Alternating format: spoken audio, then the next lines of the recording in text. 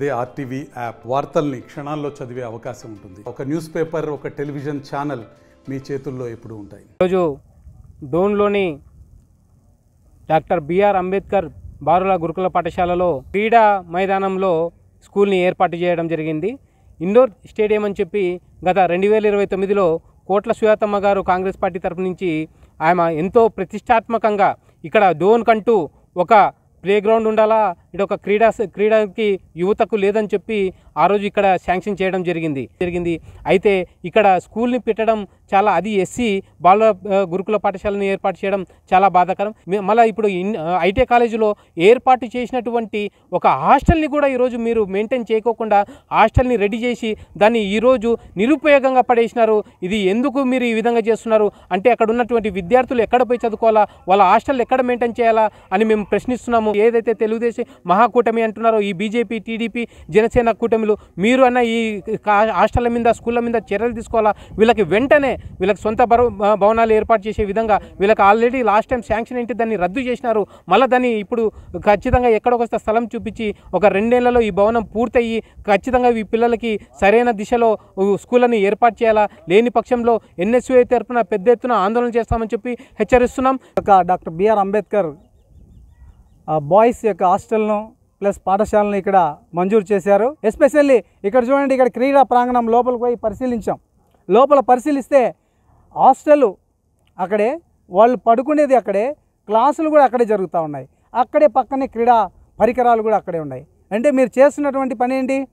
క్రీడా పరికరాలు, ఇక్కడ క్రీడా ప్రాంగణం అనేక మందికి ఇక్కడ వ్యాయామం చేసుకోవడానికి, లేకుంటే ఇంకా క్రీడలు ఆడుకోవడానికి మరి ఇక ఏర్పాటు చేస్తే, దాంట్లో మీరు పాఠశాలను ఏర్పాటు చేసి మరి పిల్లలకు కావాల్సినటువంటి క్రీడలకు ఆటంకాన్ని కలిగిస్తూ మరి పిల్లల్ని ఇబ్బంది పెడతా ఉన్నారు. ఈరోజు రేపు వర్షాకాలం ఇక్కడ మొత్తం టోటల్గా ఫారెస్ట్ లాగా, అడవులాగా ఉంటుంది. పాములు వస్తాయి, తేళ్ళు వస్తాయి. దానికి ఎవరు బాధ్యత వహిస్తారు? 2 సంవత్సరాల్లో కనీసం దాని పునాది రాళ్ళు కూడా వేయలేదే. కాంగ్రెస్ పార్టీ డిమాండ్ చేస్తూ ఉంది, ఈ యొక్క గురుకుల పాఠశాలను మరి ఇప్పుడున్నటువంటి ప్రభుత్వం ఖచ్చితంగా గుర్తించండి. డోన్ నియోజకవర్గాన్ని 3000 కోట్లతో అభివృద్ధి చేశామని చెప్పేసి గత మంత్రి ఎవరైతే ఉన్నారో ఆర్థిక మంత్రి బుగ్గన రాజారెడ్డి గారు అనేక పగల్పాలు పలికి ఈరోజు ఇంట్లో కూర్చున్నాడు.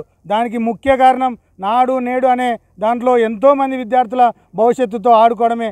దాంట్లో భాగంగా ఈరోజు డాక్టర్ అంబేద్కర్ గురుకుల పాఠశాల బాలుర ఏదైతే ఉందో ఈరోజు మనం చూడొచ్చు. బాలురు ఈరోజు నేల మీద కూర్చొని చదువుకునే పరిస్థితి ఉంది. మీ పిల్లలైతే ఏసీ రూమ్లో కూర్చొని చదువుకోవచ్చు. అదేవిధంగా వీళ్ళు, మన పిల్లలైతే మాత్రం కట్టిక నేలపైన కూర్చున్న పరిస్థితి.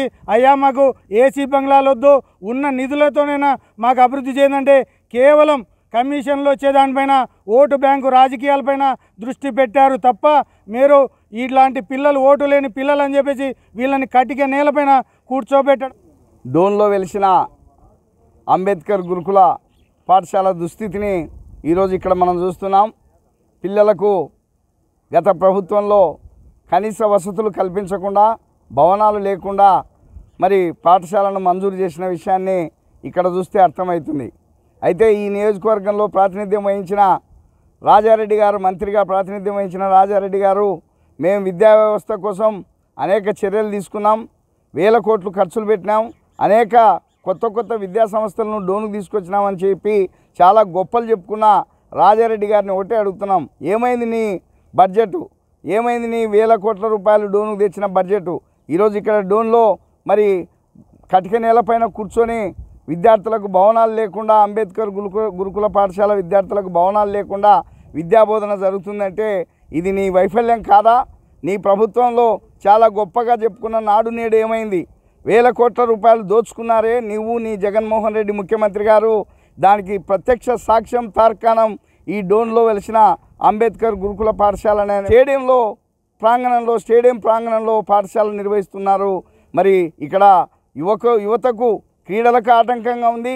క్రీడలకు ఎట్లాంటి వసతులు కల్పించకుండా, క్రీడలను ప్రోత్సహించకుండా, యువతను ప్రోత్సహించకుండా, ఆ రకంగా కూడా యువతను నష్టం చేసి యువతలో ఉన్న క్రీడా నైపుణ్యాన్ని వెలికి తీయకుండా మోసం చేసిన పాలకులు మీరని చెప్పేసి రాజారెడ్డి గారిని, జగన్మోహన్ రెడ్డి గారిని ఇవాళ మేము సూటిగా ప్రశ్నిస్తున్నాం. మా నాయకుడు సూర్యప్రకాష్ రెడ్డి గారి నాయకత్వంలో ఈ పాఠశాలకు కొత్త భవనాలు శాంక్షన్ చేసేదానికి దృష్టి సారిస్తారు.